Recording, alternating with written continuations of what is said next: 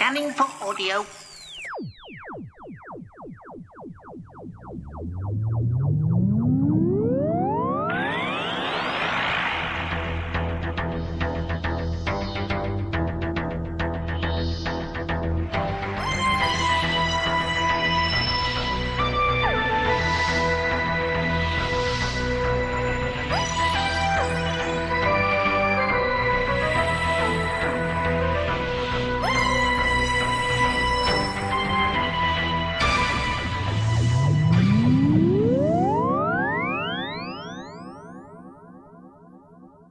Welcome to a Tin Dog podcast. In the desperate attempt to catch up with all of my reviews, here's the review of Nightmare of Eden. This is your flight computer speaking. We are about to go into orbit around the planet Azure. Secker, these coordinates are wrong. Did you set these? Oh no! Mayday. This is cruise liner Empress reporting collision on approach to Azure. Two ships are sticking straight through each other, sir. Come on, move yourself! This is an emergency! I don't think we should interfere. Interfere? Of course we should interfere. Always do what you're best at, that's what I say. Now, come on. I was given complete clearance from Azure Control. You were, of course! Gentlemen, please, I'd say it was knock for knock, wouldn't you? I didn't actually expect a space liner to materialize halfway through my ship. Why don't we separate the ships? Impossible. I like doing the impossible. It's just a question of exciting the molecules. Well, it's worked before, you know. I preferred it when it seemed impossible. First a collision, then a dead navigator, and now a monster roaming about my ship. It's totally inexplicable. Nothing's inexplicable. Then explain it. It's inexplicable. Someone aboard this ship is smuggling drugs. Vraxoin. Vraxoin? Names and dates of birth. Will you please listen? Someone aboard this ship is smuggling drugs. Name and date of birth. Well, how would I know? I don't even know who he is yet. Your name and date of birth. Oh, well. I'm called the Doctor, date of birth. Difficult to remember. Sometime quite soon, I think. Well, you're an agent, aren't you? No, I'm the Doctor. I keep telling you that. But who do you work for? Work for? I don't work for anybody. I'm just having fun. This ship is a disaster, Eddie. Doctor is in serious trouble. Romana, we've got no choice. That's enough, Doctor.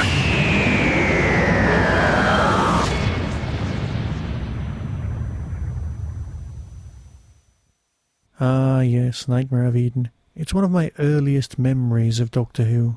It's one of my first actual feelings of disappointment. Emotions experienced as a child are very, very vivid. Douglas Copeland talks about the importance of events in your life, and something has to be greater and greater an event to make a scar on your emotional makeup. He says something about once you're past 35, you have to be throwing yourself out of an aeroplane with Prince Charles and taking cocaine in order for it to have any effect on you whatsoever. I think that's pushing it. But one of my earliest recollections of the Mandrels is one of going, they're not very good, are they? Looking at the date it was released, I must only have been about 7 or 8, perhaps even 9. I just don't know.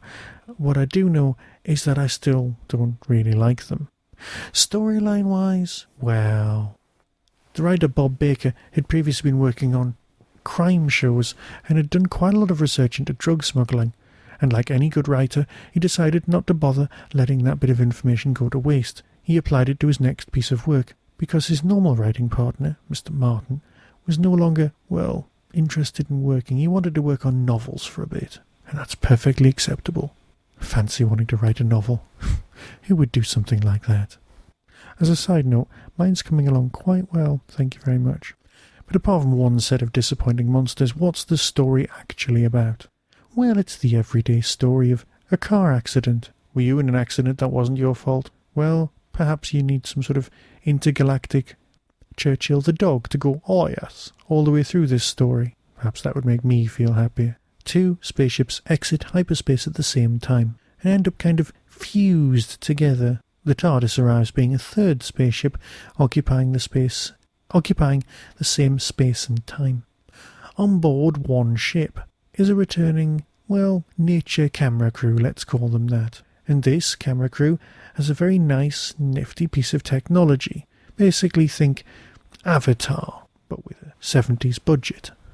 This nice, special filming device contains many photographs of scenes previously seen in Space 1999 because the BBC couldn't afford the budget, except for one jungle scene. I don't want to give away more than you would think, but let's face it, given the nature of time and space being a bit unstable around this 3D imaging device, and then some monsters going for a walk, all of this, of course, set against the aforementioned drug smuggling, you get a pretty good idea. This story also contains some of the worst voice work ever witnessed in Doctor Who.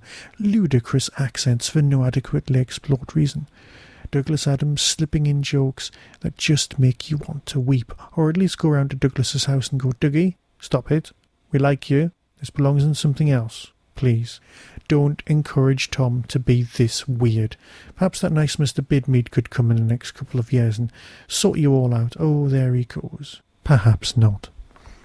You're probably sensing that this is not my favourite story, and even after all these years, and despite my often used catchphrase of it's better than I thought, this one kind of isn't as good as I thought, which is sad, really. Mad Uncle Tom is let off his leash, and, well, I'd like him put back on it for a bit. It's got some good moments, but like Wagner, some lousy hours. So what else do you get on your shiny little disc? Well, as I've said before, given the emotional baggage that Lala Ward must have around Tom and Tom around Lala, you only get one. Now, as this is almost the last ever Tom Baker release, it's a bit sad that he's not involved. But hey-ho, you can't have everything. What you can have, however, is a nice making-of documentary, which of course we can live with. Together with that, you've got the standard commentaries, which are of course never standard. Lots of people saying how nice they were, and how lovely costumes were, and how terribly overlit things were, and that K9 has a weird voice. But that's fine. The making-of goes by the name of Nightmare of Television Centre. Later on the disc, there's a very nice little extra turns up, and these will be appearing more and more often on the DVDs. The Doctor's Strange Love, Nightmare of Eden, which comedian Josie Long and writers Joe Lidster and Simon Gruyere take a reasonably humorous look at the themes in this story. But there's also, and of course this is of interest to me, being the Whostrologer, there's a nice excerpt from Ask Aspel, the kids' points of view type programme, where they would show clips, and it's an interview with Lala Ward where she talks about the illustrations she's been doing for a book called Astrology for Cats. Now, I've been on eBay, and you can actually track this book down. There's one copy available in Australia for about $20, and I'm more than tempted to buy it. You can imagine turning up at a convention, everybody else with their DVDs, and me going, could you just sign this book, Astrology for Cats? Or is it dogs? I must check. Either way, it's well worth having a look. As well as that on the disc, there are of course a few others. The Radio Times listing, the marvellous production subtitles, and a coming soon trailer that actually makes Planet of the Daleks look gripping and impressive. Now that I am looking forward to reviewing. So until next time, be seeing you. Scanning for audio.